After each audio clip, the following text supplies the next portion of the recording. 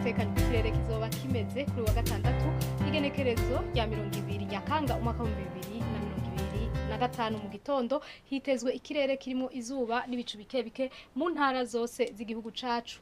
Hazoba hakanye kurusha handi ni mu bice vya Kayanza hamwe na Mwaro aho ipimo bizoba biri kuri dogere Celsius 15. Ku muhingamo hitezwe ikirere kirimo izuba nyene n'ibicu bike hose mu gihugu cacu. Ahazoranga ubushuhe kurusha handi ni mu ntara ya Bujumbura mu gice ca Cibitoke aho ipimo bizoba biri kuri dogere Celsius 32. Ejo mu gitondo izuba rizoseruka igihe cy'isaha 11:53 rirenge igihe cy'isaha 11 nyene n'iminota 59 zo ku mugoroba. Amakuru atekanye ikirere agarukiye ngaha mwateguwe n'ikigo Ijebu nayo Nadia Ndayizenje yabashikirije mwakoze kuyakurikira.